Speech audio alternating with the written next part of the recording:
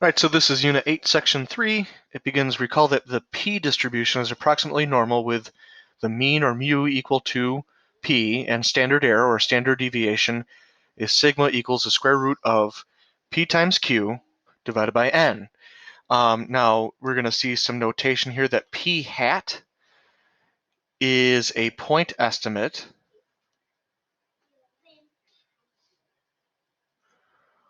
for the population p, which is the population proportion, and q hat is the point estimate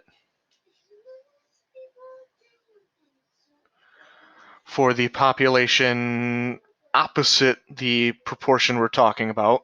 So if p hat is 0.75, then q hat would be 0.25, and both of those are point estimates for p and q, the population proportions. So similar to the computation of confidence intervals for other distributions, we can calculate a maximal margin of error E. We do that by taking the critical value Z of the confidence level we want, so we call that Z of C, times the square root of PQ divided by N, which is actually the standard deviation of the P distribution. Now, in most cases, we will be dealing with large sample sizes, but remember that a general guideline is that both of the following should be true. N times P should be greater than 5 and N times Q greater than 5 if we want to be able to use the normal distribution as an approximation. So, doing all of that, suppose 800 students are selected at random from a large student body of 20,000. The 800 students are given a shot to prevent a certain type of flu. These 800 students are then exposed to the flu, and 600 of them do not get the flu. Would it seem that the number of trials is large enough to satisfy a normal approximation for this situation? So in this case, the p hat is 600 out of 800, which if you reduce it all the way down is 0.75, which means q hat is 0.25. Now, how we can tell if this is a large enough sample, if we take the sample size 800 and multiply times p, and test to see is that greater than 5, which it is, and then take the sample size 800 times q, is that greater than 5, and sure enough is. So yeah, we can use the normal approximation. Find a 99% confidence interval for p. What does this interval tell us? So this is where we're going to hop to our calculator. All right, and we're dealing with a p distribution. So just stat. And we're going to go to test, and we are going to do a one prop Z interval. So on my calculator, it's choice A. Now the X in this case is going to be the 600 that didn't get the flu. The N is 800, and the level we want is 0.99. So our two values in our interval are 0.71 and 0.79. 0.71 through 0.79. Now, what does this tell us? This tells us that we can be 99% confident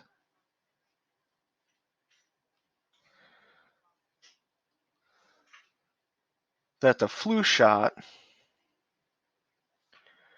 will be effective for between 71% and 79% of those who get it.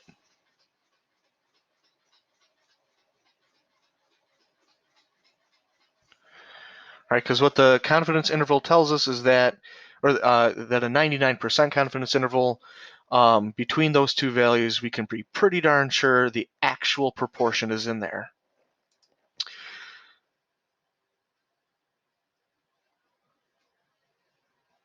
Eventually, there we go. So another example, a random sample of 188 books purchased at a local bookstore showed that 66 of the books were murder mysteries. Let P represent the proportion of books sold by this store that are murder mysteries. Would it seem that the number of trials is large enough to justify? So 66 out of 188 is roughly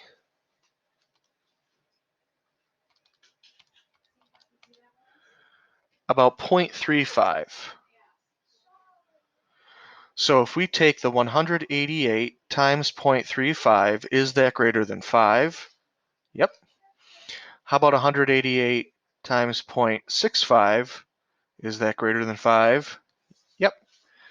So the sample size is large, or the number of trials is large enough. Find a 90% confidence interval for P. What does this tell us? So again, going to our calculator, excuse me, again, not second, just stat, tests. And we're going to go to a 1 proportion Z interval. This time, X is our 66 murder mysteries out of 188 books. 0.90, or just 0.9 confidence interval. And it will tell us that we are between 0.29 and 0.41. 0.29.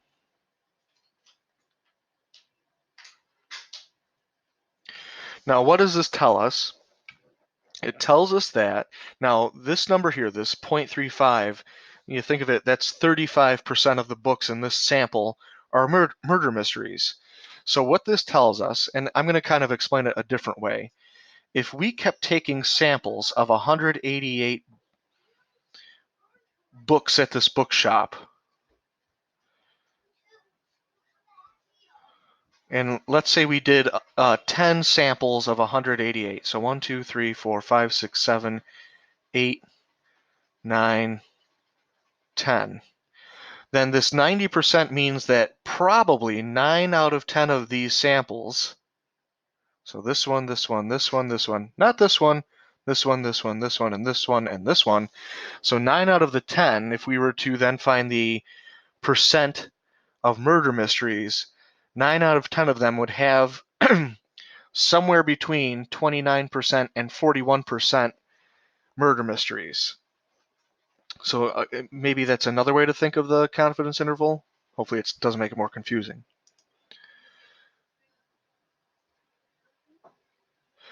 Right, so the Wall Street Journal poll was based on nationwide telephone interviews of 1,508 adults conducted last Friday through Tuesday by a large polling organization. Samples drawn from different geographic areas of the country, and the method used gave all telephone numbers an equal chance of being called. Chances are 19 of 20 that if all adults with telephones in the U.S. had been surveyed, the findings would differ from these poll results by no more than 2.6% in either direction, or plus or minus 2.6%. Right, so plus or minus, that's that little symbol right there, plus or minus. Part of the survey asked respondents which party, Democrats or Republicans, do you think would do a better job at handling education? Possible responses were Democrats, Republicans, neither, or both. The poll reported that 32% of the respondents said Democrats. What does 32% represent in this situation? So in this situation, 32% is our p hat. Okay, it's the proportion that we're looking at. What confidence interval is used in this situation? So this is where we use this weak. Chances are 19 of 20 that if we polled everyone or all adults with a telephone, we'd get, roughly these results within certain, 2.6%. So 19 out of 20 means that they used a 95% confidence level. So what is the confidence interval in this situation? Well, they found 32%. So what we can do is take that, we're going to subtract 2.6 and 32% plus 2.6. So their 95% confidence interval goes from 29.4% to 34.6%. So in context, we can be 95% confident that if we were to ask all of the adults in the US, we could be 95% confident that the proportion saying Democrats to this question would be between 29.4 and 34.6%.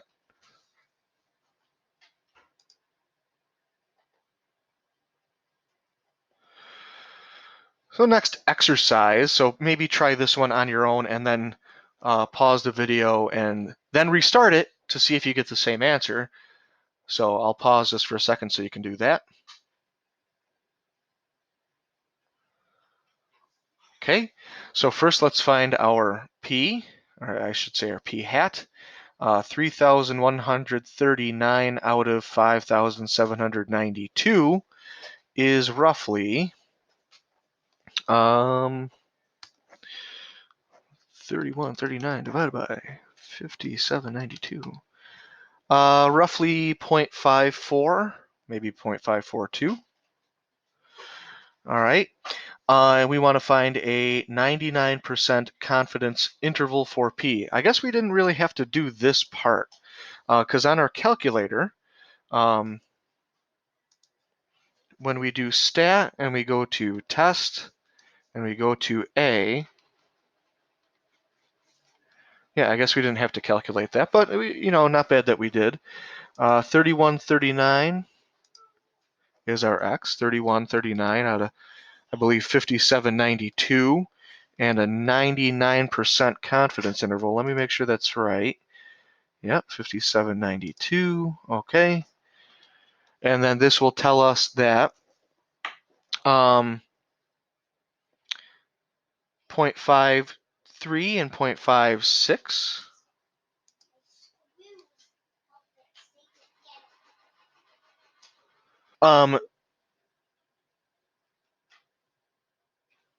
So what this means is that we can be 99% sure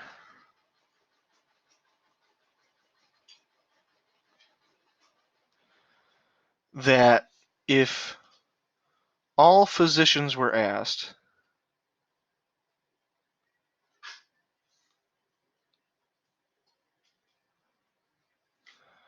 then between 53% and 56% give charity care.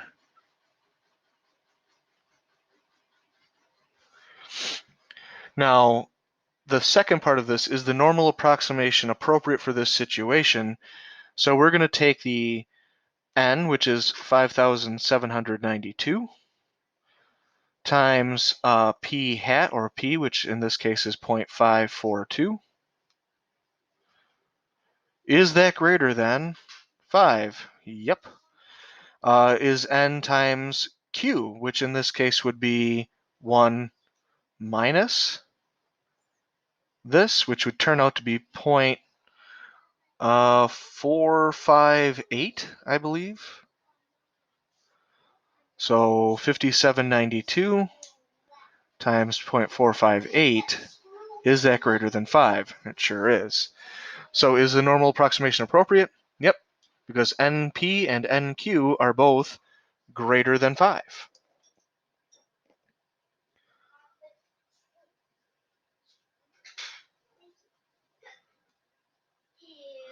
All right, so kind of going the opposite direction, if we want to do a sample size for estimating the population, you might need to know what sample size do you need if you want to specify the maximal margin of error E in advance for confidence interval for P at a given confidence level C.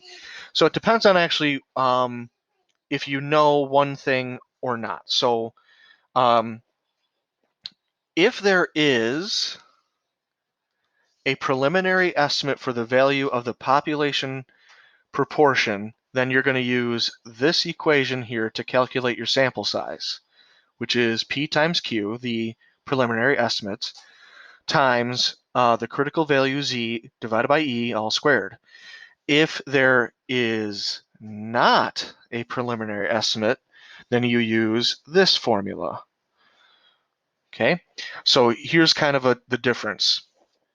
Now, in order to use the formulas, you will need to know the values of Z, C, which are called critical values based on the desired confidence level.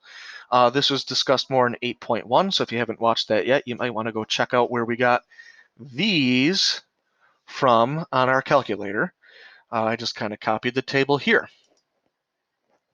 So a company is in the business of selling wholesale popcorn to organic grocery stores. The company buys directly from farmers. A buyer for the company is examining a large amount of corn from a certain farmer. Before the purchase is made, the buyer wants to estimate the probability that a kernel will pop.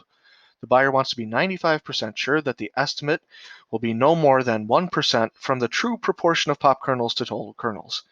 Suppose the farmer cannot make an estimate for the proportion of kernels that will pop. How large of a sample should be taken? So in this case, we do not have a preliminary estimate. So we are going to use this one right here. So we need to know two things. What is our ZC? So it's going to be n equals 1/4 the critical value divided by the error squared. So we need to know the critical value. Now we are using a 95% confidence interval or level. So that's going to be 1.96.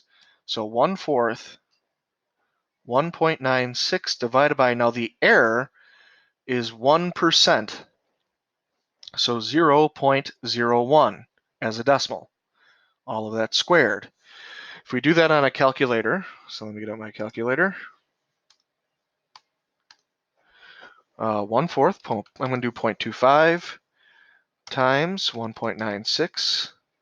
I should put this in parentheses. Divided by 0.01 squared. 9,604 kernels of corn.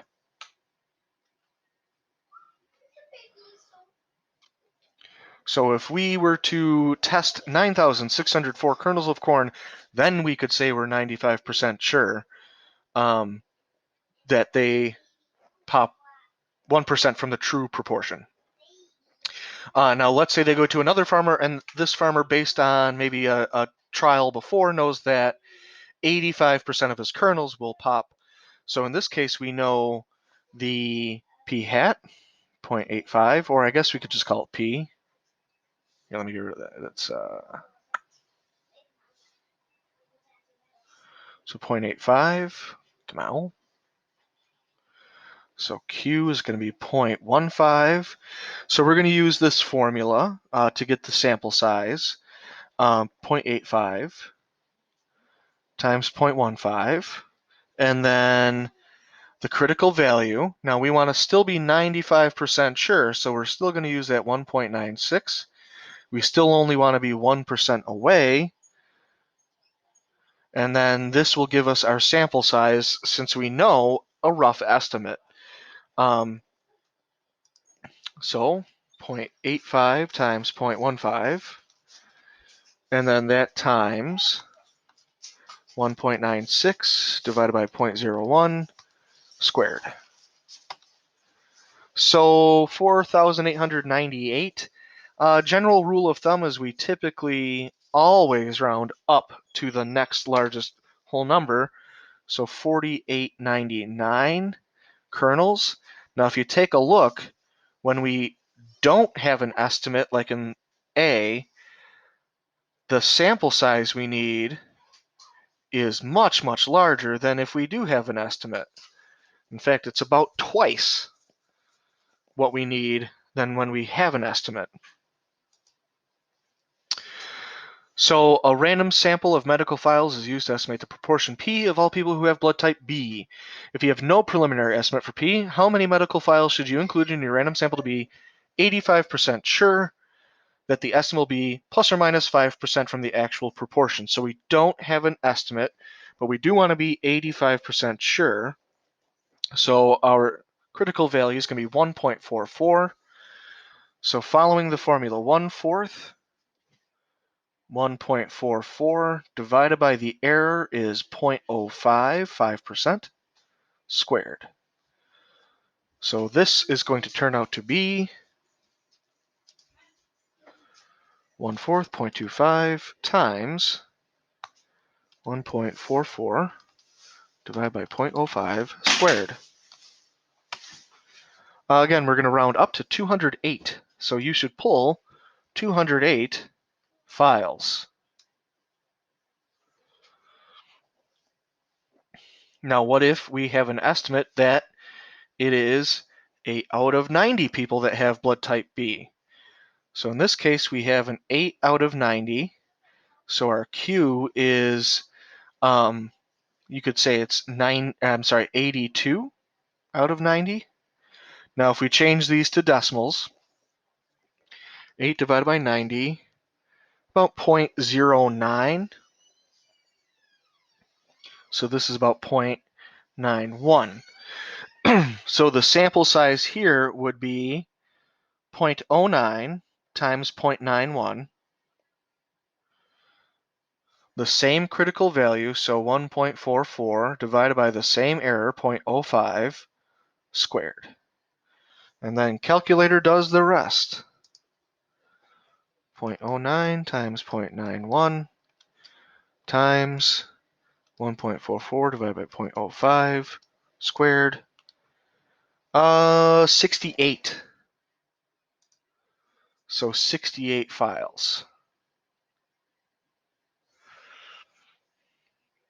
And again, notice that when we do have an estimate, the number in our sample is much, much less than when we don't have an estimate, which makes sense. If you don't have an estimate, you want to take many more samples so that you can become sure. So I believe that is not the last one. There's one more. If you wanted to estimate, so it's kind of the same thing here. If you want to estimate the percentage of females in your school, what size sample would you need to take to be 99% sure that you are within plus or minus 3% from the actual percentage?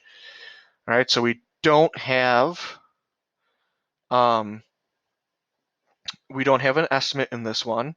Now 99%, if you go to the table, I believe that is 2.58 critical value.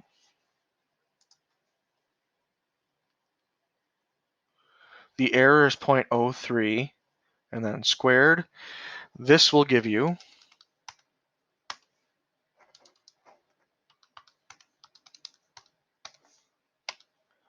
1,849. And then if you have an estimate at 54%, that gives us a P of 0.54, which means the Q is at 0.46.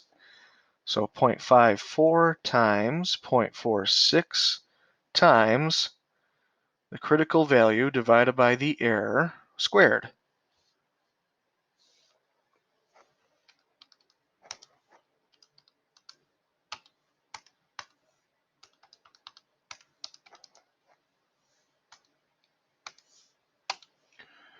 Uh, 1,838.